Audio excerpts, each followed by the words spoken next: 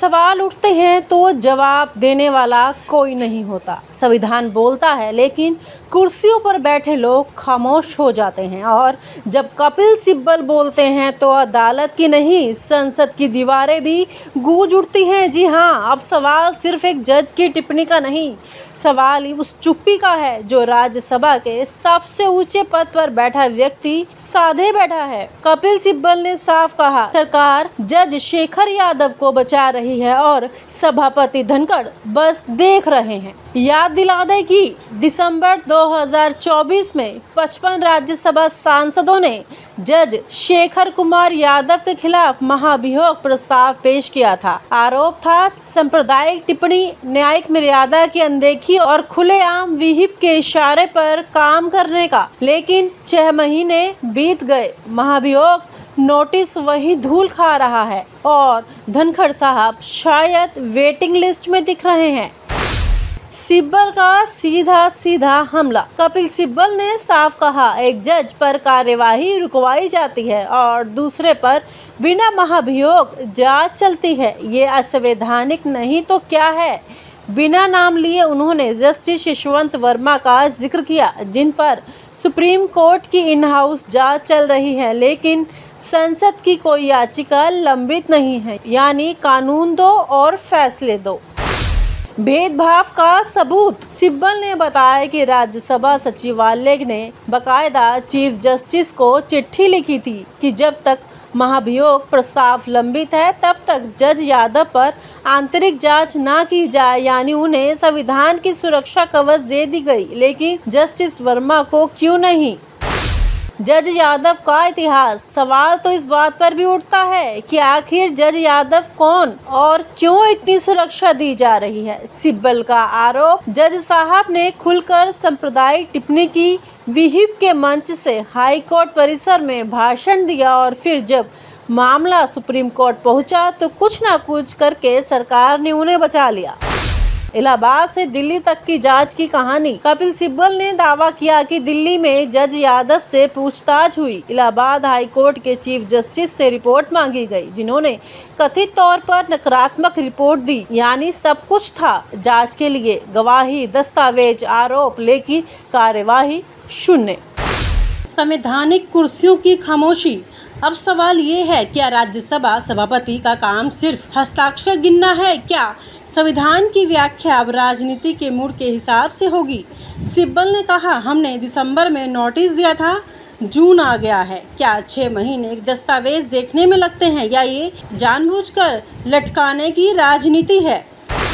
Verma case से तुलना। कपिल सिब्बल ने यह भी कहा कि अगर सरकार वर्मा को हटाने के लिए सुप्रीम कोर्ट की आंतरिक जांच का हवाला देती है जबकि कोई महाभियोग प्रस्ताव लंबित नहीं है, तो यह सीधा न्यायिक स्वतंत्रता पर हमला होगा। ये नज़ीर बन जाएगी कि जिसे हटाना है उसकी जांच शुरू कर दो, जिसे बचाना है संसद का हवाला दे दो।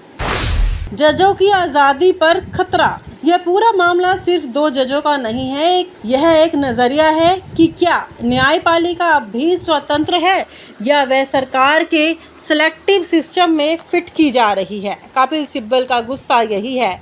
संविधान की धारा सिर्फ किताबों में रह गई है, व्यवहार में नहीं। तो क्या संसद पर अब सिर्फ बहस का मंच है और न्यायपालिका सिर्फ अनुकूल फैसलों की फैक्ट्री? सवाल ये नहीं कि शेखर यादव को बचाया जा रहा है, सवाल ये है कि क्या देश का संविधान अब पसंद नापसंद से चलेगा। कपिल सिब्बल का हमला सीधा है, सरकार एक जज को बचा रही है और सभापति एक संवैधानिक चुप्पी में खो गए हैं। अब आप सोचिए, ये चुप्पी डरावनी है या साजिश से भरी हुई? In this court really is a constellation of stars and you're one of them. Just think about it. You're the 10th lady judge of this court. And in 75 years of this country, it means one lady judge was appointed every 7 odd years. That itself is a great milestone. It is reflective of your erudition, of the fact that you were picked up to come to this court. It's a rare privilege that you have. But in this constellation of courts, you have the diversity of India reflected here. And that's the beauty of this court, because you come from different regions, different places, different thoughts, different perceptions, different ideological leanings. That's all is part of the judicial delivery system. And that's what this court makes makes it so great. One incident I want to also reflect upon and tell you about it. I remember going to in court 5, I think it was, that there was a person who was being prosecuted under the UAPA, and we wanted to move him from Karnataka to Kerala. And the verdict went against me, which is an issue of bail. So I just said out of hunch, I said, I expected your ladyship at least to have some empathy. And your ladyship said, you don't know me then.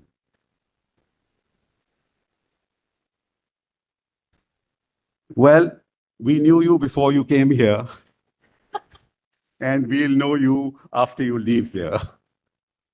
But thank you very much for all that you've done, and I endorse what the learned solicitor said. It's not about, I don't think any judge of this court bows down to popular sentiment. And if he does, then that's completely unacceptable. And I believe that no judge does that. But you have drawn the lines. I don't think my learned friend is right that you don't mold the relief. You do, but you do it on the right side of justice, and that's great. So we wish you all the best. Good tidings. I'm sure that the time will come that you will be showered with responsibilities to serve the nation, and all the best, and God bless you. I can see there are many speakers. Sorry. I'm so sorry. Please go ahead. Vice President. and so far the lone voice from the other gender. Above all, lady, my lord, she is Gender has the first privilege, yes. lady also. Yes. Today is a As I special can day. see, there are many speakers on Yes, yes. that side. We have no time. We have no time restraints. I'll keep it short. But your leadership, we admire your grit. We admire your determination. We admire your courage. You stood by what you thought was correct, never gave it in. But though you had been strict many times, but when we pointed it out to you, you did accede to our request, and what you did is well known to everyone. Your Lordship, the presence of so many ladies in this courtroom is testament to that we all stand by you, and you are an inspiration for all the members, lady members who are present in this court. So continue to inspire us. Wishing you a very happy retirement. Thank you so much. Few words. Thank you. Honorable the Chief Justice, Ladyship, Justice Bela Ben Trivedi, Justice Masih.